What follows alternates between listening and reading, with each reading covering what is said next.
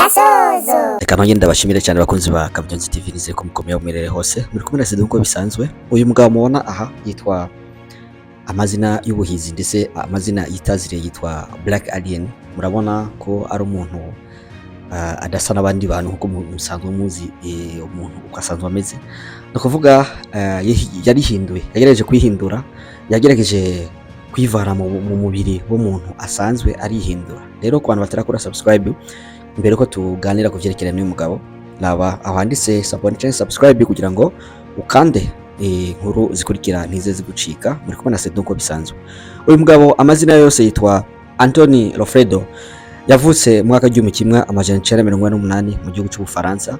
Uko vyatanguye kugira ngo mubone iyi sura yiwe uko imeze, ukiri umwana muto akaba yifuza cyane n'igihe ari ku ishuri yarifuza cyane ko ashobora kwihindura akaba nk'ikivejuru, rimwe twitwa amalien. Rero ibi yarasavye mama wiwe, aramubaza ati mama, ese uvyakira gute ndamutse nihinduje canke se umubiri wanje ugahinduka, umubiri wanje nkawugira uko numva nishakiye, byo wovyakira gute? Mama w'utanka yaramubwiye ati nukuvuga umubiri wawe uko wifuza ko ukora ko ariko kose n'ivyawe birakuraba, wowe hindura uko umva wishakira.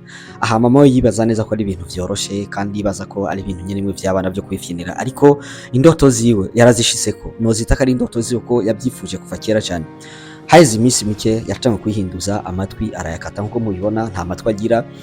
Izuru ararihinduza, murabona neza izuru giye ukuntu rimeze, kugeza ubwo umubiri we wose awuzuza ibintu by'amatatu cyangwa se amatatuwaje. Murabibona umubiri we uko bimeze, ibihimba byose, amenyo arakuzayo, ashirayo amenyo yandi asanzwe y'amaplastiki, no kuguru arayakatisha, amaguru ashirishamo ayandi maguru. Ababizo barazi ko iyo wifuza ko bagukatira amaguru barakata hama agushiramwo ayandi maguru umva wifuza bivaye n'uburyo bwawe ufite. Uyu mugabo rero Antonio ugeza iyi saha n'akakanya ari mu buribwe budasanzwe nkuko murabibona. Hariho amavideo menshi yacirikanye ariko aca ku mbuga zitandukanye zerekana neza ko uyu mugabo ari mu buribwe, ariko aravuza induru avuga yuko urupfu rutevye, ko yokwifira ko nacyo kimasigaje kuri isi.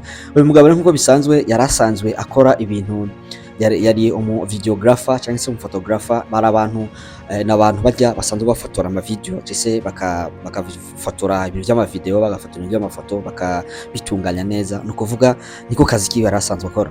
Rero icyo nashaka kuvuga ni iki: hari ababashiki bacu, hari abatoya bacu, hari bakuru bacu, usanga basuzugura umubiri Imana yabahaye. Uko wowe umeze, uko wisanze umeze, ntugahindura ikintu na kimwe, kuko ivyo Imana yabonye neza ko ari byo bikubereye kandi bigukwiriye cyane mu byo mu buzima bwawe bwose. No kuvuga ntukihindure, ntukatisha amazuru, umushatsi, ivyo nawe murabizi neza ivyo. Usanga amatwi uja guhindura ibyo wishakiye. Rero gushikana n'ubu ico umwana w'umuntu yifuza gukora, yego kugikora baragikora, ariko tindo n'iherezo kirata garanti. Rero no kuvuga uza kusanga ibi vy'amakemiko, imiti bagiye bamutera niyo irikira muhinduka cyane ugeze isaha. Umugabo ari mu buribwe budasanzwe, ahantu hose arababara nkuko abitangaza cyese nkuko ibimenyesha makuru bitandukanye bitangaza. Rero kugeza isaha uyu mugabo icarindiriye gusa, arindiriye ko yo kwifira, arindiriye urupfu, nta kindi kintu arindiriye, kuko ahantu hose umubiri we wose urababara cyane. Rero hari amakuru menshi aguma avugwa ku isi hirya nino. Tuje mu karere kacu ka Afrika y'ubuseruko, aho musanzwe muzi neza ko hari imigwano iri kiraba mu gihugu cya Kongo. Iyi migwano ikaba ari imigwano iteye agahinda kandi iteranye agahinda muri rusange. Nta kuntu nakumwe ubona ibihugu ababanyi bariko baraguhana, nta kintu ko barapfa, ariko ibyo bapfa nabo barabizi kandi ibintu byabo, ariko ugasanga ubuzima bw'abanyagihugu, ubuzima bw'ikiremwa muntu aribwo buriko burahuriraho ingorane hariya. Rero mu minsi yahera mwarumvise neza ko M23 yafashe Goma.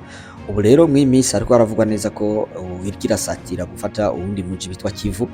Rero abasenga no kuvuga bagerageza gusabira Kongo iri mu bihe bibi cyane gose, kuko ibi bintu nabigiye c'ingwano. Murazi ingwano namwe ingwano ntago yubaka, ingwano irasenya, abana barafa, abantu ntaco bazira, abenshi cyane usanga barafa, abavyeyi, abamama, abenshi barafa kandi ugasanga ibintu byinshi birononekaye.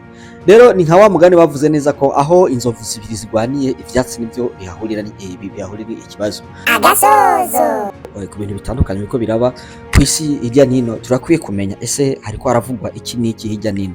Trump akimara kuja yaciyamamaza, murazi neza ko yavuze neza ko akimara gushika ku butegetsi ko azohagarika ingwano yariko irabera mu gihugu ca Ukraine imaze imyaka n'Uburusiya, ariko ubu ingwano isa niyahosholose, ariko ubu yaravuze neza ko babanze bamubangire gatoya. Gusa aravuga ijambo ko akwiye kugira iki, bakwiye guhagarika kwanza ico bita ceasefire, banze bahagarike. Tukiri kuri Trump, Donald Trump perezida wa Amerika ariko gutangaza ijambo ryasakeje abantu, ijambo ryumije abantu, ijambo ryatangaje abantu benshi. Aravuga neza ko igaza ko abanyagihugu bose ahafite kubakuramwo bovamwo bakavamwo, kugira ngo hajya ahantu Gaza iri bahapange ndetse bahashire amahinguriro atandukanye. Murumva neza ko gukura abanyagihugu ahantu hiwabo mukabatwara ahandi hantu, urumva ko ivyo sinzi ko amakungu yogira iki yomwemerera. Abamushigikiye nabo, abashigikiye Trump,